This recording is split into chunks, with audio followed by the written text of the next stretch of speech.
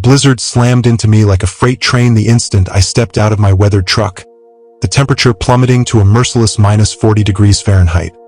A cold so intense it felt as though the air itself was a living entity clawing at my exposed flesh.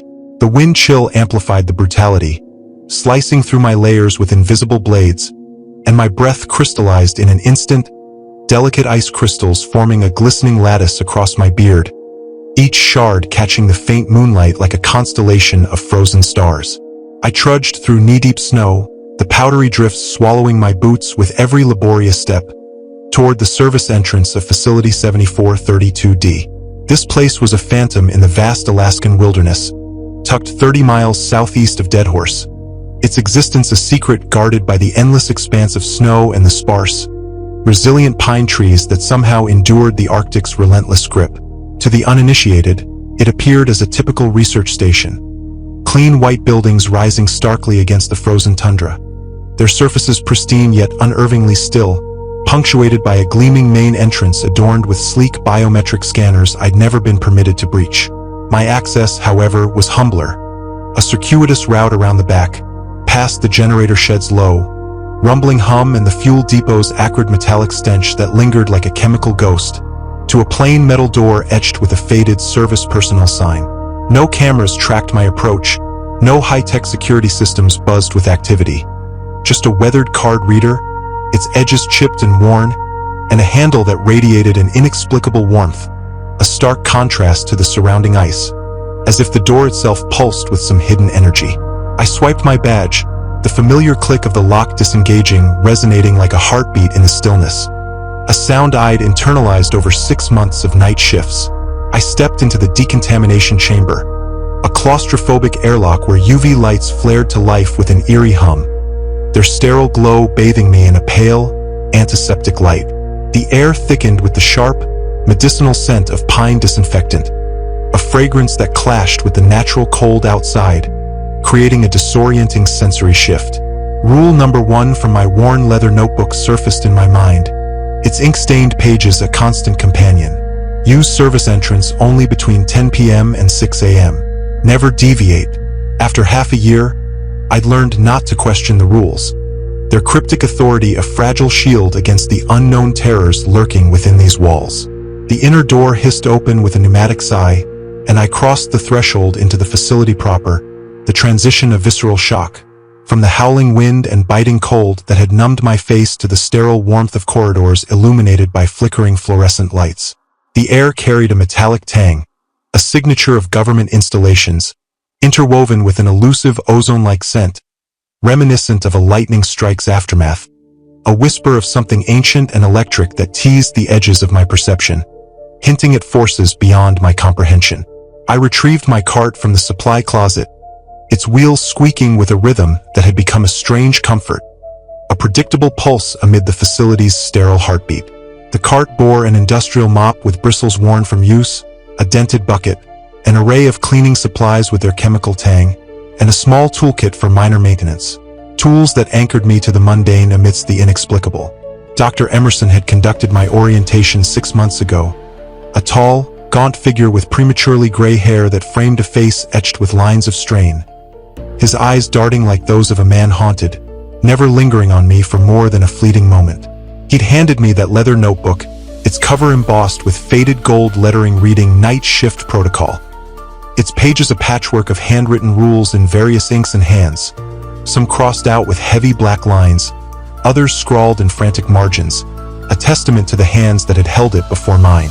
"These rules exist for your safety," he'd intoned, his voice carrying that clipped, evasive cadence of government officials withholding truths, his gaze sliding away as if afraid to meet my own. "Deviation from any protocol will result in immediate termination of employment. No exceptions. No appeals." I'd pored over it that first night, counting 47 numbered rules and several unnumbered addendums, a labyrinth of instructions that ranged from the practical, report any equipment malfunctions immediately, to the surreal, if someone calls you by your full name, run, each entry a thread in a tapestry of dread I was only beginning to unravel. Tonight was Wednesday, and Wednesdays bore a distinct weight, a subtle shift in the facility's atmosphere that set my nerves on edge. The shadows stretched longer across the polished floors, their edges sharper under the fluorescent glare, the silence deeper, as if the building itself held its breath, waiting for something to stir. I began my rounds on sublevel 4, where the main laboratories thrummed with the constant hum of refrigeration units, their low vibration a reminder of the research conducted in depths I was forbidden to explore. The digital display near the elevator glowed with PF integrity 98.7% in green numbers, a metric I couldn't decipher but had watched erode from 99.2% since my first shift, a slow bleed of stability I couldn't ignore. Dr. Emerson had brushed it off as normal fluctuation during a rare encounter, though the twitch in his eye and the way his fingers tightened around his clipboard betrayed an unease he couldn't conceal.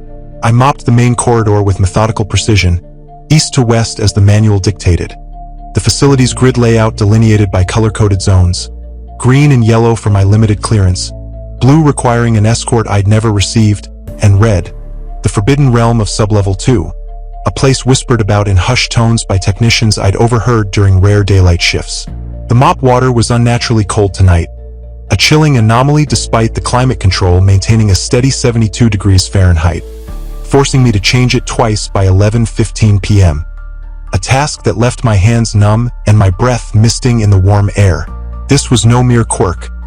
The facility, constructed in the late 80s according to maintenance logs I'd glimpsed during a late-night repair, seemed alive with its own eccentricities, its concrete bones creaking under the weight of secrets. The building's age lent it a personality, a watchful presence that followed my every move, and I couldn't shake the sensation of being observed, a paranoia sharpened by 6 months of solitary nights in this classified abyss.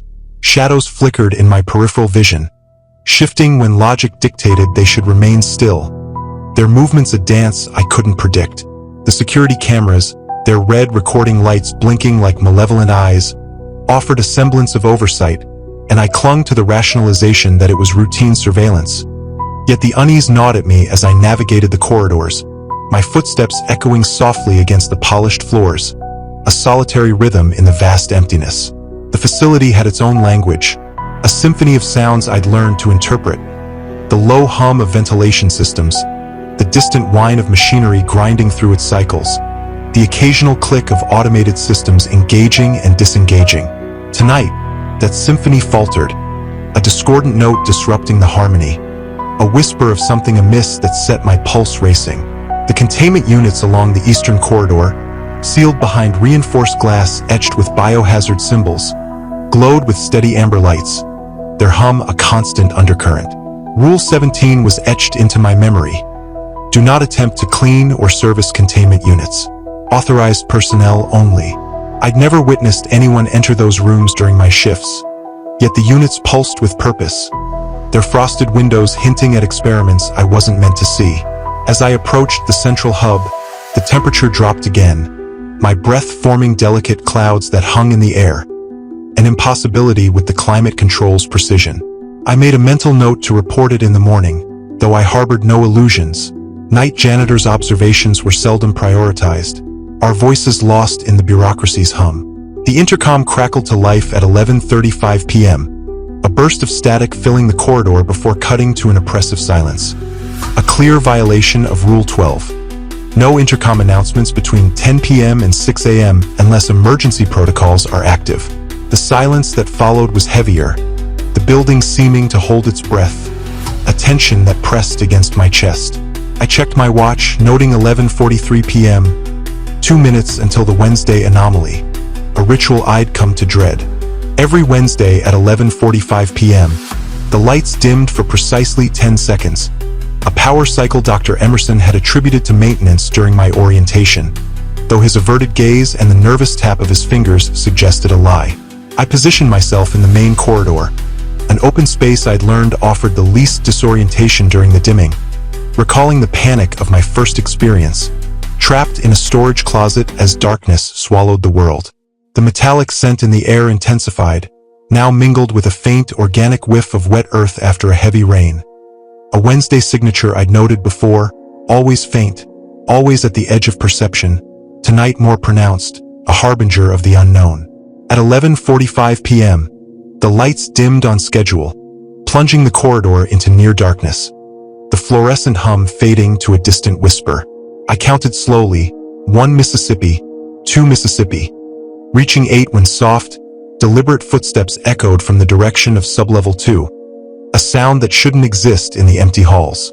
At 10 Mississippi, the lights flared back to full brightness, the footsteps ceasing abruptly, leaving only the hum of machinery and the distant whisper of air through the ventilation system. I stood perfectly still, straining to hear, my heart pounding against my ribs, but the facility resumed its normal cadence, as if nothing had occurred. My hands trembled as I wrung out the mop, the routine unraveling under the weight of what I'd heard. The PF integrity display flickered as I passed, the numbers dipping to 98.6%. Another anomaly to add to my mental list, though I knew it would be dismissed as insignificant. The shadows deepened, their edges sharper, the silence oppressive, and a distant crack, like ice splitting under pressure, hinted at something awakening, a sound that reverberated in my bones. The tapping began at 12:10 a.m., a pattern emerging from the cryogenics lab, 3 quick raps followed by 2 slow, the sound muffled by the reinforced glass but distinct enough to halt me mid-step. Rule 31 flashed through my mind. If you hear the tapping pattern during night shift, it's a drill. Continue normal duties. I forced myself to keep mopping, though my hands shook, the rhythm ceasing after 30 seconds, leaving an echo that lingered in the air. At 12:03 a.m., the intercom crackled again, a female voice cutting through the stillness. James Nash, please acknowledge your current status and location. Rule 4 surged to the forefront. If someone calls you by your first name, ignore them. If by your full name, run. The voice escalated. James Michael Nash, custodial staff, please provide immediate acknowledgement. Panic seized me, and I dropped the mop, its handle clattering against the bucket, and sprinted down the corridor, the intercom's wet, multiplying whispers. James Michael Nash, do not run from us. Chasing me, a chorus of distorted voices that seemed to emanate from every speaker, their cadence a mockery of human speech. I threw myself into the emergency supply closet, slamming the door and engaging the lock with a solid click, my breath coming in ragged gasps as I pressed my back against the steel. Footsteps approached, wet and squelching, a sound that made my skin crawl, stopping directly outside. James Michael Nash, we know you're in there. A chorus of voices intoned, their tones overlapping in a sickening harmony, an appendage of translucent ice sliding under the door, its surface glistening like a living mirror. The touch was a burning cold that shot up my leg as it brushed my boot, forcing me to jerk away, the appendage retreating with a slither. Security's radio crackled. Security sweep in progress. All personnel remain in secure positions. And the entity's presence vanished, the wet breathing replaced by the professional bark of a guard. My badge pulsed blue, a color unlisted in the notebook, its light guiding me toward the emergency exit, but I hesitated, opting to replace my destroyed cart, a decision rooted in routine that would soon prove my undoing. The laboratories glowed with an unnatural soft blue light as I ventured deeper, shadows flowing like liquid behind frosted glass, their movements too fluid, too quick to be human. The cryogenics lab's door stood ajar, a red triangle mocking Rule 2's prohibition, cold air spilling out invisible tendrils. Inside, a security uniform floated in a pool of clear liquid, its fabric undisturbed, a silent testament to something horrific. Dr. Emerson appeared, his pristine white coat a stark contrast to the chaos, his smile stretching too wide, his voice wet and distorted. You violated Rule 4. The blue light means we're free to hunt. His form shifted, his silence defying the physics of sound, and I fled through the emergency exit into the blizzard, the wind a physical blow, snow driving into my face. The badge pulsed blue, leading me to Checkpoint Alpha, entities pursuing with footsteps too light, too numerous, their whispers a cacophony in the storm. Inside the shelter, Dr. Susan Vox's note revealed Project Thaw's awakening of 50,000-year-old ice entities, their mimicry perfect, their hunger insatiable. The Blue Dome whiteout protocol expanded, freezing the landscape in crystalline patterns. Extraction arrived at 4:47 a.m., but my badge transformed, the entity within declaring, "We are the ice." Its form shifting through faces I recognized. Thermal rounds disrupted it, but it reformed, claiming dominion over all ice. The paradox virus, delivered through my neural link, collapsed the network temporarily, the domes fading, yet the war against the ice persists, its ancient consciousness biding its time. At Site Bravo, I joined the containment division, analyzing the pattern's resurgence in data streams and satellite imagery. Have you ever felt the weight of unseen eyes tracking your every move? Would you dare to face the ice's ancient hunger to protect others? The battle continues, the ice watching, waiting,